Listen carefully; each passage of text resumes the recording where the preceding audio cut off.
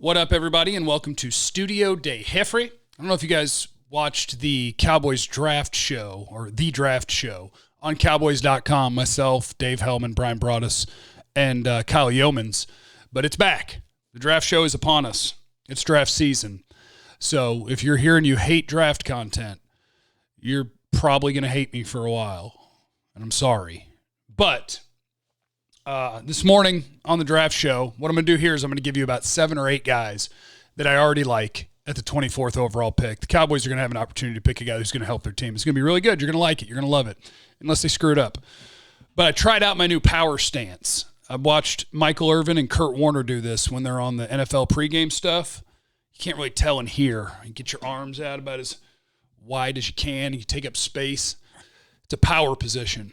And so this is me broadcasting with power about the NFL draft. 1, 2, 3, 4, 5, 6, 7. I'm going to give you 7 names to track for the Dallas Cowboys at number 24 overall, okay? And it's important to realize that there are going to be people who are going to tell you, he won't be there, he won't be there, he won't be there, he won't be there. I'm going to name these 7 guys. If 2 of them aren't there, then a person who watches this can punch me in the nipple, okay? Because we do it all the time. Everybody's going to be gone. You're picking 15th, and it's like, oh, he'll never be there. And we have 28 guys that'll never be there at 15. It's silly, okay? So let's just chill out a little bit. And here are 7 names to know for the Dallas Cowboys. Number 1, sweet Tyler Linderbaum, center, Iowa. He is the best center prospect I have ever watched, which is for sure means he's going to be a failure. But just the consistency, the athleticism, the reach blocks. And a reach block is where you're playing center and there's a guy lined up over here between you and a guard, and you're being asked to snap the ball and then beat him across his face, get him turned the other way so that you can run the ball that way. And he does it with ease. He's a great athlete. He's assignment perfect. He's double team and up to the second level. Great. The only thing is that he's probably that much shorter than you dream of your center to be. He's probably that much lighter than you would dream of your center to be. And he's not an overwhelming power player, but the dude plays hard as crap to the whistle, through the whistle. He makes every block you could imagine. He's a stud. Tyler Linderbaum, center. Prospect number 1 to keep your eye on. Number 2, Kenyon Green, offensive lineman, Texas A&M. He's played left guard, left tackle, right tackle, all this last year for A&M. I think in the NFL he is a guard, but he held up just fine at tackle as well. He could do either one, but I believe he's a guard. So in this scenario, he would be your left guard, and he is one of those dudes that is 325 pounds and still has the easy ability for the knee bend, for the leveraging, getting low and powering through people, and good enough feet to mirror and pass protection. Kenyon Green, Texas A&M guard, name number 2 to keep your eye on at number 24 overall. Name number 3, Nakobe Dean, Georgia, linebacker. All the mock drafts I've seen so far, pretty much all of them have Devin Lloyd Utah linebacker, going before Nakobe Dean.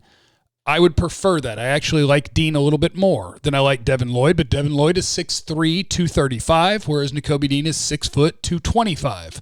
He's Roquan Smith-ish, but he is the fastest read and reactor in this linebacker class and one of the fastest read and reactors I've ever seen.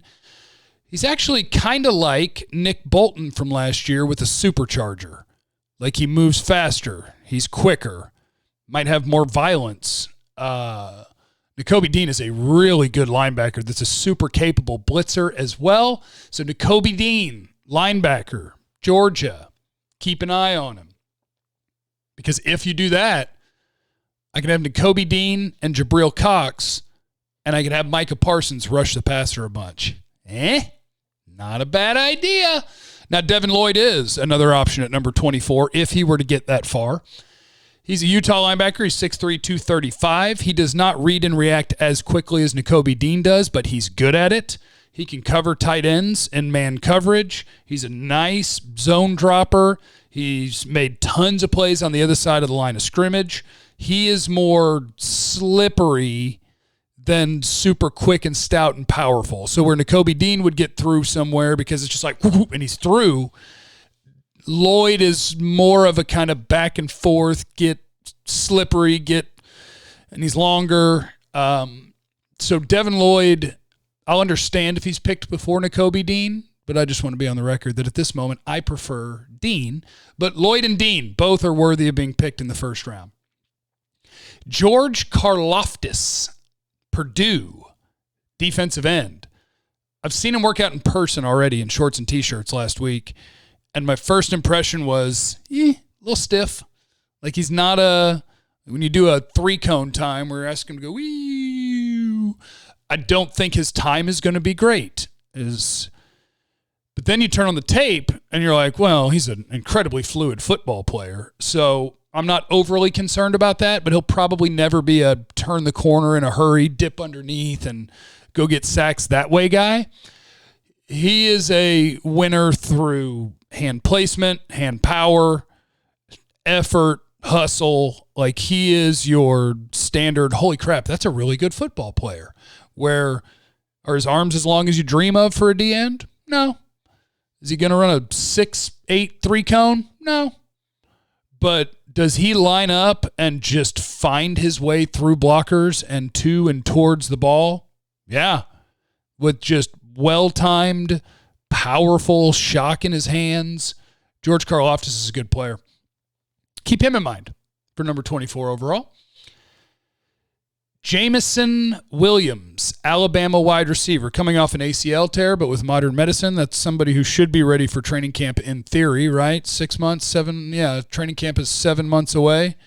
So in theory, you're ready for training camp, and that's just big-time speed, game-breaking speed. You've seen it at Alabama. He makes so many big plays, so many huge chunk plays, so many touchdowns. He dictates to a defense some of the things that they have to do because he's going to be a legit low 4.3 guy. He's good after the catch with acceleration, with speed, and he'll run through bad tackle attempts. So Jameson Williams, that could give your offense a deep threat who is actually more than just a deep threat. Like he doesn't drop the ball. Is he a great route runner? No. But is he a bad route runner? No. So he's a speed guy that has more than just speed. Jameson Williams, wide receiver, Alabama. Player number 8, target for the Cowboys at number 24. Jordan Davis, defensive tackle, Georgia. Now he's 360 pounds. The reason I'm interested in Jordan Davis in the first round, even though he's mostly going to be a 2-down player, meaning that if it's like 3rd and 9, Jordan Davis wouldn't be on the field because he's not going to give you pass rush help. What he's going to do is he's going to occupy 2 blockers and he's not going to get moved. What is that worth becomes the question. For a lot of people, maybe that's not worth a first-round pick, period. I look around the league now and I think about teams being able to stop the run with 4 guys. And he could help a team do that big time. So if I can control your run game, maybe I shouldn't say with 4 guys, but without committing an extra defender to the box. Think about what teams have done to the Cowboys the second half of this year. If you've got 6, they've got 6. They're not bringing an extra guy into the box. They believe that they can stop your run with even numbers. That's useful. That is quite useful. And if on the first couple of downs, when it's a passing play, you can at least kind of push the pocket and be an interior presence, that's nice. But that's it. Jordan Davis, defensive tackle, Georgia. That leaves me with 1, 2, 3, 4, 5, 6, 7. That's 7 guys so far that I'm interested in. Now, there's a bunch of other ones too, but you can't have them, most likely. Evan Neal, Alabama offensive tackle. Sure, give him to me. He's going to go in the top 10, maybe top 5, maybe number 1. Equanu, NC State left tackle. He ain't going to be at 24. I'll take him if he is. Charles Cross, might take him, offensive tackle, at 24 if he's available. Sure sounds like none of those guys will be. But don't take that as gospel either, because as I've already told you, don't just write off that, oh, he's going to be gone. And I guess I could throw in 2 corners. I watched Derek Stingley last night, LSU, who's been a top 10 pick since he was a true freshman. And, you know, he's going to be a weird evaluation for people because his true freshman year was incredible, didn't play his sophomore year, and played 3 games his junior year. But I watched him last night, and in his junior year, where it's like, yeah, I don't know, not really. You just watch him move. He's the stickiest corner prospect in forever. So hard to get open on. And Sauce Gardner, giant corner, Cincinnati, definitely worth number 24 overall. They'll probably both be gone, but don't hold me to that because you never know. As you can see, I'm already naming a bunch of people that are going to be gone. So we'll see. But there you go. Quick little preview in honor of the draft show's debut today. Leave in the comments if there's somebody you have a crush on in this draft class at youtube.com/Jeff Cavanaugh. I'll see you from 2 to 7 on 105.3 The Fan and the Odyssey app. And remember, you have no idea what anybody is going through, so be cool to everyone. I love you. Bye.